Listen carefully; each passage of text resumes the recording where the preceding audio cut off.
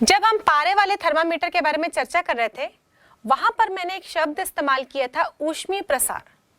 मैंने कहा था कि पारे में ऊष्मीय प्रसार हो जाता है। तो बच्चों देखते हैं ये ऊष्मीय प्रसार है क्या। किसी भी द्रव को जब हम ऊष्मा देते हैं, यानी कि जब हम उसे गर्म करते हैं, तो उन द्रव में प्रसार हो जाता है। चाहे वो द्रव ठोस के रूप में हो, चाहे वो द्रव के रूप में हो, चाहे वो गैस के रूप में हो। हम जानते हैं बच्चों, पदार्थ की तीनों अवस्थाएं होती हैं और तीनों अवस्थाओं में ही प्रसार होता है। ये प्रसार तीनों अवस्थाओं में अलग अलग तरीके से हो सकता है, लेकिन ये तो तय है कि तीनों ही अवस्थाओं में ऊष्मा के कारण प्रसार होता ही है और इसी प्रसार को हम ऊष्मीय प्रसार के नाम से जानते हैं। तो चलिए हम ठोस में ऊष्मीय प्रसार के बारे में चर्चा करते हैं। बच्चों, ठोस में ऊष्मीय प्रसार तीन तरह से हो सकता है। ये डिपेंड करता है कि ठोस किस शेप का है। एक्चुअली ये ठोस तीन तरीके से हो सकते हैं। या तो ठोस केवल एक ही विमा में फैले हों, जैसे कि एक तार के रूप में हो, तो जब इसे हम गर्म करेंगे तो इसमें प्रसार केवल इसकी लंबाई में होगा, क्योंकि ये तार किस रूप में है, एक रेखा के रूप में है, तो प्रसार केवल इसकी लंबाई में होगा। तो इस प्रकार जब किसी भी ठोस की एक ही विमा में परिवर्तन हो, यानी कि ठोस केवल एक ही विमा के आकार का हो, तो उसे हम कहते हैं रेखीय प्रसार। और जब यह ठोस एक द्विविमीय आकृति में हो, यानी कि एक चादर के रूप में हो, एक समतल के रूप में हो, तब इसमें दो विमाएं होंगी और जब इसे ऊष्मा दी जाएगी तो इसमें प्रसार इसकी दोनों विमाओं में होगा और इस प्रकार के प्रसार को हम कहते हैं क्षेत्रीय प्रसार और इंग्लिश में इसे हम एरियल एक्सपेंशन या फिर सरफेशियल एक्सपेंशन के नाम से भी जानते हैं। और यदि ठोस अब एक आयतन के रूप में हो, यानी कि त्रिविमीय आकृति में हो, तो इसमें इसकी तीनों विमाओं में ही प्रसार होगा, परिवर्तन होगा और इस प्रकार के प्रसार को हम कहते हैं आयतन प्रसार, यानी कि वॉल्यूम एक्सपेंशन। अब तीन तरह से प्रसार हो रहा है ठोस में, इसके अलग अलग आकृति के कारण। तो इसमें तीन प्रकार के प्रसार गुणांक भी होते हैं। तो चलिए सबसे पहले हम देखते हैं रेखीय प्रसार गुणांक। इसे हम डिनोट करते हैं अल्फा से और अल्फा बराबर यानी कि रेखीय प्रसार गुणांक। एक्चुअली रेखीय प्रसार गुणांक को हम इंग्लिश में कहते हैं कोफिशिएंट ऑफ लीनियर एक्सपेंशन। इसका सूत्र होता है लंबाई में वृद्धि अपॉन प्रारंभिक लंबाई इनटू ताप में वृद्धि। बच्चों यहाँ पर प्रसार हो रहा है, इसलिए हमने यहाँ पर सूत्र में लिखा लंबाई में वृद्धि और नीचे भी हमने लिखा है ताप में वृद्धि। लेकिन इस फॉर्मूले को हम दूसरे तरीके से भी लिख सकते हैं। जब हम किसी वस्तु से ताप लेते हैं, एक्चुअली ताप नहीं लेते, हम ऊष्मा लेते हैं, जिसके कारण उसमें ताप में कमी आती है। तो जब ताप में कमी आएगी तो उसमें प्रसार के बदले संकुचन भी होता है, संपीड़न भी होता है। जब हम ताप दे रहे हैं बच्चों, यहाँ पर जो हमने फॉर्मूला लिखा है उसमें हमने लंबाई में वृद्धि, ताप में वृद्धि लिखा है, क्योंकि यदि ताप में वृद्धि करेंगे तो प्रसार होगा और उसके कारण उसकी लंबाई में वृद्धि होगी। लेकिन इसकी रिवर्स प्रक्रिया भी है। यदि हम ताप में कमी करेंगे, यानी वस्तु से ऊष्मा लेते जाएंगे, उस कंडीशन में इसकी लंबाई में कमी आएगी। तो इस फॉर्मूले को उस तरीके से भी लिख सकते हैं। तो जनरल फॉर्मूला यदि हम लिखें तो प्रसार गुणांक बराबर होता है लंबाई में परिवर्तन अपॉन प्रारंभिक लंबाई इनटू ताप में परिवर्तन। बच्चों, मैं आपको सूत्र को हमेशा अलग अलग तरीके से बताने का प्रयास इसलिए करती हूँ क्योंकि न्यूमेरिकल क्वेश्चंस जनरली चेंज करके पूछे जाते हैं। तो हमको जिस टाइप से फॉर्मूले को देखने की आदत है, हम उसी के आदी हो चुके होते हैं और उस फॉर्मूले को कैसे अप्लाई करना है उस न्यूमेरिकल क्वेश्चन में, वहां पर हम कंफ्यूज हो जाते हैं। इसलिए मैंने यहाँ पर वृद्धि के जगह शब्द इस्तेमाल किए परिवर्तन, ताकि आप वृद्धि के लिए भी इसको इस्तेमाल कर सकें और कमी के लिए भी इसको इस्तेमाल कर सकें। तो इस प्रकार हम देखें कि यदि किसी भी तार की लंबाई हम L लेते हैं और उसे डेल्टा T ताप दे रहे हैं, मतलब उसके ताप में डेल्टा T वृद्धि कर रहे हैं और मान लीजिए उसकी लंबाई में वृद्धि डेल्टा एल है, तो अल्फा बराबर हो जाएगा delta L upon L into delta T. और इस प्रकार हम देखें कि इस सूत्र में यदि हम एल बराबर 1 लिखें और डेल्टा टी बराबर भी 1 लिखें, इसका मतलब क्या हुआ कि हमने जो तार लिया था वो इकाई लंबाई का लिया था और उसके ताप में हमने इकाई वृद्धि की। मान लीजिए 4 डिग्री सेल्सियस ताप था तो उसको बढ़ाकर हमने 5 डिग्री सेल्सियस कर दिया, तो उसकी वृद्धि कितनी हुई? इकाई। तो इस प्रकार यदि किसी इकाई लंबाई के तार में इकाई ताप में वृद्धि की जाए तो उसकी जो लंबाई में वृद्धि होती है वो रेखीय प्रसार गुणांक के आंकिक मान के बराबर होती है। तो इस प्रकार बच्चों हम रेखीय प्रसार गुणांक को परिभाषित भी कर सकते हैं। बच्चों वैसे भी किसी भी फॉर्मूले के आधार पर हमको परिभाषा देनी हो तो हमको याद करने की आवश्यकता नहीं पड़ती, उसी फॉर्मूले पर ही कुछ हम इस प्रकार अरेंजमेंट करते हैं कि उसके आधार पर ही हम उस क्वांटिटी को परिभाषित कर सकते हैं। जैसे कि यहाँ पर हमने L बराबर भी 1 ले लिया, डेल्टा T बराबर भी 1 ले लिया। अब जो राशि बची यानी अल्फा बराबर बचा कितना? डेल्टा L, तो उसी के आधार पर हमने अल्फा को परिभाषित कर दिया। तो ऐसे ही अब आगे भी जो प्रसार गुणांक हम देखने वाले हैं उसको भी परिभाषित कर सकते हैं। तो याद करने का बर्डन कभी भी अपने दिमाग में नहीं रखना है, जो फॉर्मूला दिख रहा है उसी के आधार पर ही हमको परिभाषा बनानी होती है। अब यहाँ पर हम देखिए मात्रक क्या होगा, तो लंबाई में वृद्धि है, मान लीजिए लंबाई हमने मीटर में ली थी, उसमें वृद्धि भी मीटर में होगी, तो इन दोनों राशियों का मात्रक एक ही है।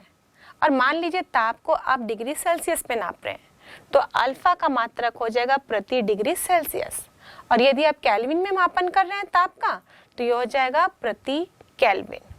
तो इस प्रकार हम प्रसार गुणांक का मात्रक भी निकाल सकते हैं। अब इसका विमीय सूत्र देखते हैं। बच्चों विमीय सूत्र को हम जनरली 3 टर्म्स में लिखते हैं, एम, एल और टी। एम मतलब होता है मास के लिए यानी कि द्रव्यमान के लिए, एल मतलब लेंथ यानी लंबाई के लिए हम लिखते हैं, टी मतलब टाइम यानी कि समय के लिए इस्तेमाल किया जाता है। पर इसके अलावा यदि ताप का जिक्र हो तो ये तीनों राशियां वहां पर काम नहीं आती। ताप और करंट 2 राशियों को बताने के लिए हम अलग प्रकार के विमीय सूत्र का इस्तेमाल करते हैं।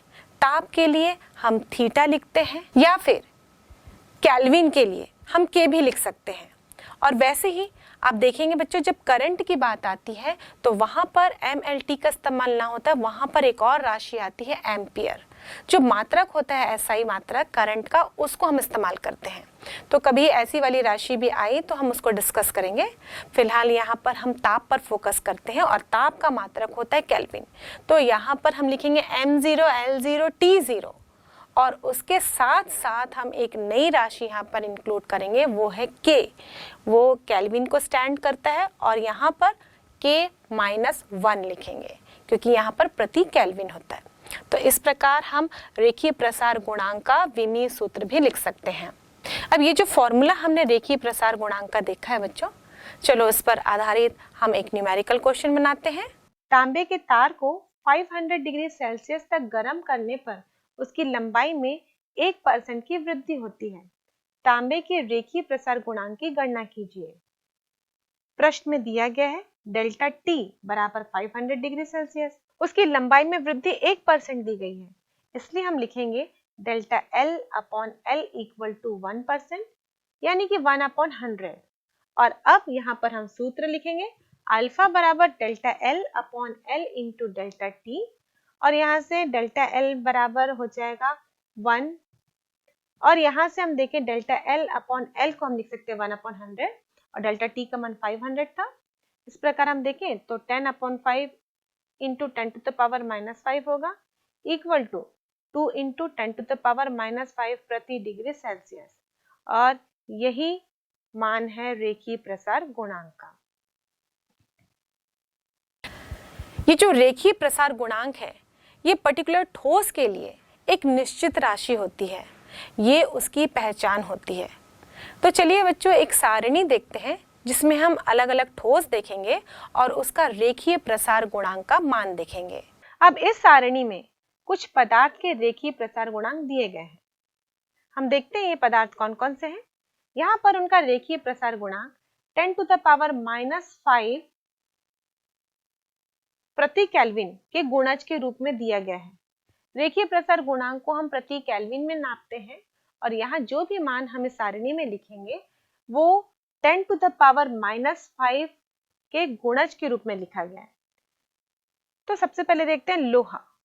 इसका रेखीय प्रसार गुणांक होता है 1.2 इंटू 10⁻⁻5।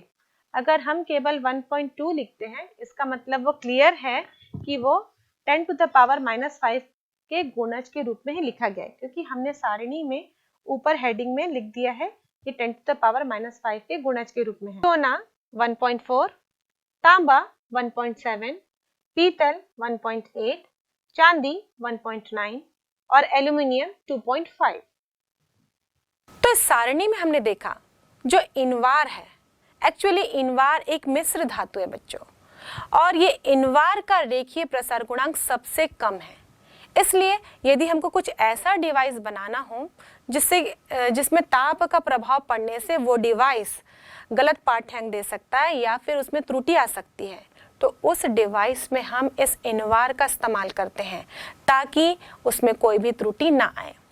जैसे कि बच्चों पेंडुलम वाली घड़ी की हम बात करें, हम जानते हैं बच्चों वो पेंडुलम वाली घड़ी जो होती है वो हर सेकंड में इधर से उधर डोलती है और उसके आधार पर ही वो घड़ी का कांटा आगे बढ़ता है। अब यदि उस पेंडुलम में ऊष्मीय प्रसार हो जाए, ये ऊष्मीय प्रसार कैसे होगा बच्चों? हम जानते हैं कि मौसम के साथ साथ तापमान में परिवर्तन होता है। ठंडी के दिन में ताप कम रहता है और गर्मी के दिन में ताप अधिक रहता है। इसका मतलब ठंड के दिन में वो पेंडुलम छोटा हो जाएगा और जबकि गर्मी के दिनों में पेंडुलम का आकार बड़ा हो जाएगा, उसकी लंबाई बढ़ जाएगी। अब ये जो पेंडुलम ऑसिलेशन कर रहा है, दोलन कर रहा है, इस पेंडुलम का दोलन काल इसकी लंबाई पर निर्भर करता है। दोलन काल और लंबाई का संबंध समानुपाती का होता है और इस प्रकार हम देखें तो लंबाई अधिक होगी तो दोलन काल भी बढ़ जाएगा, मतलब वो धीरे से गति करेगा, यानी उसको एक बार दोलन करने में ज्यादा समय लगेगा। दोलन का मतलब होता है बच्चों सेंटर से लेफ्ट पे जाए, वापस आए, फिर राइट पे जाए, फिर वापस आए, उसे हम कहते हैं एक दोलन। तो उसे एक दोलन करने में जो लगने वाला समय है वो बढ़ जाएगा और दोलन काल बढ़ जाएगा तो घड़ी की जो स्पीड होगी वो स्लो हो जाएगी, मतलब गर्मी के दिनों में घड़ी स्लो चलेगी, जबकि ठंड में हम देखें तो उसकी लंबाई कम हो जाएगी, दोलन काल घट जाएगा। इसका मतलब पेंडुलम बहुत ही फास्ट दोलन करेगा, उस कंडीशन में घड़ी तेज चलेगी। तो इसका मतलब क्या हो जाएगा? उस घड़ी में त्रुटि आ गई। ठंडी के दिनों में वो जल्दी जल्दी मान बताएगा और गर्मी के दिनों में स्लो चलेगी तो टाइम भी धीमे हो जाएगा। तो इस प्रकार उस त्रुटि को हटाने के लिए हम पेंडुलम को इनवार धातु से बनाते हैं ताकि उसमें प्रसार ना हो। अब देख रहे हो कि रेखीय एक्सपेंशन का मान यहाँ पर बहुत ही कम है, तो प्रसार भी होगा तो बहुत थोड़ा होगा जो कि नेग्लिजिबल होगा और उसको हम लोग कैलकुलेट नहीं करेंगे और उससे दोलन काल पर कोई भी फर्क नहीं पड़ेगा। तो इस प्रकार की कोई भी ऐसी डिवाइस जो कि ताप से प्रभावित होकर त्रुटि दे सकती है तो उस समय पे हम इनवार धातु का इस्तेमाल करते हैं और इसी रेखीय प्रसार गुणांक के आधार पर ही हम किसी भी पदार्थ में कितना एक्सपेंशन हो जाएगा वो भी कैलकुलेट कर सकते हैं। इसको कैलकुलेट करने का भी हमारे पास एक फॉर्मूला है। बच्चों यहाँ पर भी मैं आपको एक नए फॉर्मूले के बारे में बता रही हूँ। कॉन्सेप्ट वही है कि जब आपको न्यूमेरिकल क्वेश्चन मिले तो आप इस टाइप के फॉर्मूले को डायरेक्ट उस न्यूमेरिकल क्वेश्चन में अप्लाई कर सकें। तो यहाँ पर हम देखेंगे कि जो टेम्परेचर के साथ साथ किसी भी पदार्थ की लंबाई में वृद्धि हुई है उसको रेखीय प्रसार गुणांक के साथ क्या संबंध है, और इस संबंध को हम इस सूत्र से दर्शाते हैं L = L0 ब्रैकेट के अंदर 1 + अल्फा डेल्टा टी। यहाँ पे जो L0 है वो 0 डिग्री सेल्सियस पर उस वस्तु की पदार्थ की लंबाई को प्रदर्शित करता है अल्फा रेखीय प्रसार गुणांक है, डेल्टा टी ताप में वृद्धि है और इसी ताप में उसकी लंबाई को हम L से रिप्रेजेंट कर रहे हैं। मतलब आपने यदि इतना ताप दिया तो उसकी लंबाई में वृद्धि अगर L से प्रदर्शित की जाती है तो उसको इस फॉर्मूले के आधार पर कैलकुलेट किया जा सकता है। अब हम अगला देखते हैं क्षेत्रीय प्रसार गुणांक। क्षेत्रीय प्रसार गुणांक को बच्चों हम बीटा से प्रदर्शित करते हैं। सूत्र इसका है क्षेत्रीय प्रसार गुणांक बराबर क्षेत्रफल में वृद्धि अपॉन प्रारंभिक क्षेत्रफल इंटू ताप में वृद्धि।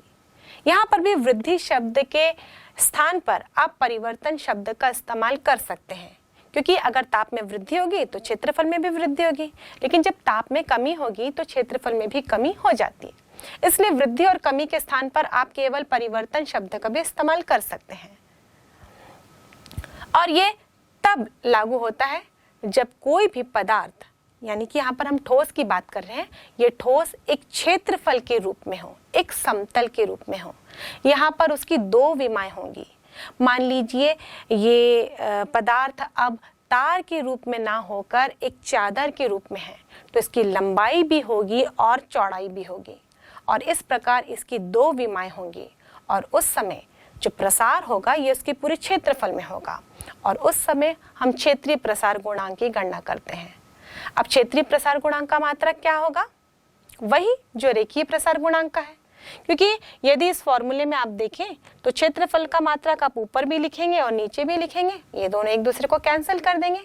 बचेगा क्या? ताप का मात्रक, और ताप को या तो आप डिग्री सेल्सियस में नापेंगे या तो फिर केल्विन में नापेंगे, और इसीलिए क्षेत्रीय प्रसार गुणांक का भी मात्रक होगा प्रति डिग्री सेल्सियस या प्रति केल्विन, और इसका विमीय सूत्र भी वही होगा m0 L0 T0 K-1। अब क्षेत्रीय प्रसार गुणांक को परिभाषित कैसे करेंगे? इसको भी इसके सूत्र के आधार पर ही परिभाषित करते हैं। मान लीजिए A बराबर 1 हो और डेल्टा T बराबर भी 1 हो, तब बीटा बराबर हो जाएगा डेल्टा A, यानी कि क्षेत्रफल में वृद्धि के बराबर होगा। तो हम इस प्रकार कह सकते हैं कि इकाई क्षेत्रफल वाले ठोस के ताप में यदि इकाई वृद्धि कर दी जाए तो उसके क्षेत्रफल में वृद्धि ही उसके क्षेत्रीय प्रसार गुणांक के बराबर होगी। तो देखा आपने, हमें परिभाषा याद करने की आवश्यकता नहीं है, केवल सूत्र के आधार पर ही हम इस क्वांटिटी को परिभाषित कर सकते हैं। और जैसे हमने रेखीय प्रसार गुणांक और लंबाई में वृद्धि के बीच में संबंध स्थापित किया था, वैसे यहाँ पर भी हम क्षेत्रीय प्रसार गुणांक और क्षेत्रफल में वृद्धि के बीच में भी संबंध स्थापित कर सकते हैं। और ये संबंध होता है A बराबर A0 ब्रैकेट के अंदर 1 plus beta into delta T, जहाँ A0 ये 0 डिग्री सेल्सियस पर क्षेत्रफल को बताता है, और डेल्टा टी ताप हम दे रहे हैं उसमें जो क्षेत्रफल में वृद्धि हुई है, मतलब क्षेत्रफल उस समय जो हुआ है उसे हम A से प्रदर्शित करते हैं। तो डेल्टा टी ताप देने पर फाइनली जो वस्तु का क्षेत्रफल होगा उसे हम इस फॉर्मूले से ज्ञात कर सकते हैं, और बीटा यहाँ पर क्षेत्रीय प्रसार गुणांक है। अब अगले प्रकार का प्रसार गुणांक है आयतन प्रसार गुणांक। जब वस्तु एक आयतन के रूप में हो, यानी कि त्रिविमा में हो, इसकी 3 विमाएं होंगी। जैसे कि हमने पहले लिया था, एक तार के रूप में था, फिर एक चादर के रूप में था, अब एक आयतन के रूप में है। मान लीजिए ये एक घन, ये घनाभ के रूप में है, एक बेलन के रूप में है, तो इसकी 3 विमाएं होंगी, जैसे कि लंबाई, चौड़ाई, ऊंचाई। मतलब इसका क्षेत्रफल भी होगा और इसकी लंबाई भी होगी।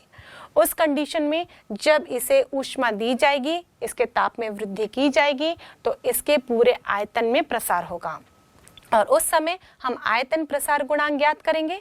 और आयतन प्रसार गुणांक को हम डिनोट करते हैं गामा से, और सूत्र इसका भी वही होगा जैसे कि हमने रेखीय प्रसार गुणांक और क्षेत्रीय प्रसार गुणांक के लिए निकाला था। आयतन में वृद्धि अपॉन प्रारंभिक आयतन इंटू ताप में वृद्धि। और फिर से एक बार कह रही हूँ, वृद्धि के स्थान पर परिवर्तन शब्द का भी इस्तेमाल कर सकते हैं, क्योंकि वृद्धि भी हो सकती है और कमी भी हो सकती है। और यहाँ से हम इसका मात्रक देखें तो यहाँ पर भी आयतन और आयतन का मात्रक न्यूमरेटर में सेम ही होगा, तो कैंसिल हो जाएंगे, बचेगा क्या? ताप का मात्रक।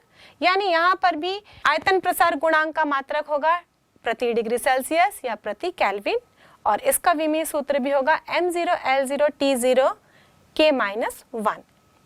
अब इसको परिभाषित करते हैं, फिर यहाँ पर हम v बराबर 1 लेते हैं, डेल्टा t बराबर भी 1 लेते हैं, और इसके आधार पर किसी इकाई आयतन के ठोस में यदि इकाई ताप में वृद्धि की जाए तो उसके आयतन में वृद्धि उसके आयतन प्रसार गुणांक के बराबर होगी। तो बच्चों, इस प्रकार हमने आयतन प्रसार गुणांक को भी परिभाषित कर दिया। अब देखते हैं आयतन प्रसार गुणांक और फाइनली जो आयतन में वृद्धि हो रही है इसमें क्या संबंध है। इसमें भी उसी प्रकार संबंध स्थापित करेंगे जैसे हम रेखीय प्रसार गुणांक और क्षेत्रीय प्रसार गुणांक में किए थे। ये संबंध होता है v equal to v0 bracket के अंदर 1 प्लस गामा डेल्टा टी, जहां पर गामा आयतन प्रसार गुणांक है, डेल्टा टी ये ताप में वृद्धि है, और v0 0 डिग्री सेल्सियस पर ठोस का आयतन है, और v डेल्टा टी ताप में वृद्धि करने पर उस ठोस का अंतिम आयतन होता है। और इस प्रकार किसी भी ठोस में डेल्टा टी वृद्धि करने के बाद उसका फाइनल आयतन कितना हो जाएगा उसको हम इस सूत्र की सहायता से कैलकुलेट कर सकते हैं। ये आयतन प्रसार गुणांक का ताप के साथ जो संबंध है इसको समझने के लिए हम तांबे में जो आयतन प्रसार हो रहा है उसको ताप के साथ साथ एक ग्राफ के जरिए रिप्रेजेंट करते हैं। बच्चों, ये ग्राफ कुछ इस प्रकार का दिख रहा है। हमने x अक्ष में ताप लिया है और y अक्ष में आयतन प्रसार गुणांक लिया है। हम इस ग्राफ से देख सकते हैं कि कम ताप में ये आयतन प्रसार गुणांक ताप के समानुपाती है, मतलब ताप बढ़ाने पर आयतन प्रसार गुणांक बढ़ रहा है, यानी कि इस तांबे के आयतन में प्रसार हो रहा है, और वो भी लीनियर। हम देख सकते हैं इस पोर्शन में कि ये लीनियर प्रसार हो रहा है। लेकिन जब ताप बहुत अधिक हो जाता है उस कंडीशन में आयतन प्रसार गुणांक का मान लगभग नियत हो जा रहा है। इसका मतलब उसके आयतन में जो प्रसार है वो नियत हो जा रहा है। इस प्रकार हम कह सकते हैं कि ये जो ताप का प्रभाव है वो कम ताप में आयतन पर अधिक पड़ता है, यानी कि प्रसार अधिक होता है। लेकिन जब बहुत अधिक ताप होता है तो ये प्रसार लगभग नियत ही हो जाता है। तो इस प्रकार हम ग्राफ की सहायता से भी आयतन प्रसार गुणांक का ताप के साथ संबंध को स्टडी कर सकते हैं। अभी हमने रेखीय प्रसार गुणांक, क्षेत्रीय प्रसार गुणांक और आयतन प्रसार गुणांक के बारे में चर्चा की, और ये तीनों ही गुणांक किसी भी ठोस के अलग अलग आकार के कारण थे, लेकिन इन तीनों में भी संबंध है। आइए देखते हैं इनमें क्या संबंध है। तो सबसे पहले हम रेखीय प्रसार गुणांक और क्षेत्रीय प्रसार गुणांक पर संबंध स्थापित करते हैं। बच्चों, रेखीय प्रसार गुणांक का हमने सूत्र देखा, इसे हम अल्फा से नोट करते हैं, और अल्फा बराबर होता है लंबाई में वृद्धि अपॉन प्रारंभिक लंबाई इंटू ताप में वृद्धि। मान लीजिए कि एक ठोस है जो कि लंबाई के रूप में हो, यानी तार के रूप में हो। उसकी प्रारंभिक लंबाई हम L लेते हैं और उसकी लंबाई में वृद्धि को हम डेल्टा L लेते हैं। यदि हमने उसे डेल्टा T ताप में वृद्धि की है तो उस कंडीशन में अल्फा बराबर हो जाता है delta L upon L into delta T। इसे हम समीकरण 1 लिख देते हैं। अब मान लीजिए इसी पदार्थ को हमने एक समतल के रूप में ले लिया, एक चादर के रूप में लिया। मान लीजिए इसका हमने एक वर्ग बना लिया, स्क्वायर। ये वर्ग भी वही L लंबाई का है, इसकी चौड़ाई भी L है और लंबाई भी L। चूंकि वर्ग है तो लंबाई और चौड़ाई इसके समान होंगे। अब वही हम डेल्टा T ताप दे रहे हैं, मतलब ताप में वृद्धि कर रहे हैं, तो इसके दोनों विमा में वृद्धि होगी, लंबाई में भी वृद्धि होगी और चौड़ाई में भी वृद्धि होगी। यानी अब इस चादर के दोनों विमा में वृद्धि हम ले रहे हैं डेल्टा L। इस कंडीशन में हम देखें इस चादर का प्रारंभिक क्षेत्रफल यदि A है तो A बराबर क्या होगा L इंटू L, क्योंकि L इसकी प्रारंभिक लंबाई है तो हम लिखेंगे L स्क्वायर। लेकिन जब इसे के ताप में डेल्टा T वृद्धि की गई है तो इसके लंबाई में और चौड़ाई में दोनों में डेल्टा L परिवर्तन हुआ, तो अब इसके क्षेत्रफल में भी परिवर्तन हो जाएगा। ये जो नया क्षेत्रफल बना है हमें प्राप्त हो रहा है, मान लीजिए हम इसे a प्लस डेल्टा ए लिखते हैं, तो ये हो जाएगा l प्लस डेल्टा एल का स्क्वायर, क्योंकि इसकी अब भुजाओं की लंबाई l प्लस डेल्टा एल हो गई और सूत्र अनुसार हम l plus delta L square लिखेंगे। अब इसके क्षेत्रफल में कितनी वृद्धि हुई, इसके लिए हम इसके अंतिम क्षेत्रफल में से आरंभिक क्षेत्रफल को घटा देते हैं। तो चलिए इसे घटाते हैं। क्षेत्रफल में वृद्धि डेल्टा ए बराबर होगा अंतिम क्षेत्रफल माइनस प्रारंभिक क्षेत्रफल। अंतिम क्षेत्रफल जैसे कि हम सूत्र देख रहे हैं l प्लस डेल्टा एल का होल स्क्वायर और प्रारंभिक क्षेत्रफल है l स्क्वायर, इसे माइनस कर देते हैं। अब यहाँ पर हम सूत्र लगाएंगे a plus B whole square का और इसके अनुसार होता है a square plus B square plus 2ab। तो हम लिखेंगे l square plus delta L का square plus 2l delta L minus l square. यहाँ से l स्क्वायर कैंसिल हो जाएगा, तो डेल्टा a बराबर होगा delta L square plus 2l dot delta L. इस समीकरण में डेल्टा एल अत्यंत ही छोटी राशि है और जब छोटी राशि का वर्ग करेंगे तो उसका मान और कम हो जाएगा, इसलिए इस राशि को हम नगण्य मान लेते हैं। तो डेल्टा एल स्क्वायर पद को हम नगण्य मानकर अगले स्टेप में नहीं लिखेंगे। तो क्षेत्रफल में वृद्धि डेल्टा ए बराबर होगी 2l डॉट डेल्टा एल। अब क्षेत्रीय प्रसार गुणांक का सूत्र होता है बीटा बराबर delta A upon A into delta T, और डेल्टा ए का मान रखने पर हमें मिलेगा बीटा बराबर 2l delta L upon A dot delta T, और बीटा बराबर होगा 2l dot delta L upon L square delta T. A square का मान एल स्क्वायर है जैसे कि हमने पहले ही देखा था। प्रारंभिक क्षेत्रफल ये लंबाई इंटू चौड़ाई का गुणनफल होता है, और चूंकि यह एक वर्ग के रूप में था तो लंबाई इंटू चौड़ाई यानी कि l इंटू एल हमने लिया था, इसलिए a बराबर एल स्क्वायर था। तो यही मान हमने समीकरण में रख दिया है। तो बीटा बराबर होगा 2 delta L upon L dot delta T. हमने इस इक्वेशन को सरल किया है, न्यूमरेटर और डिनोमिनेटर से एक एक एल के मान को कैंसिल करने पर हमें यह इक्वेशन प्राप्त हुआ। और हम जानते हैं कि अल्फा बराबर delta L upon L into delta T है, तो यहाँ इस समीकरण में अल्फा मान रखने पर हमें मिलेगा बीटा बराबर 2 अल्फा, यानी कि क्षेत्रीय प्रसार गुणांक बराबर 2 इंटू रेखीय प्रसार गुणांक। और इस प्रकार हम कह सकते हैं किसी ठोस का क्षेत्रीय प्रसार गुणांक उसके रेखीय प्रसार गुणांक का दुगना होता है।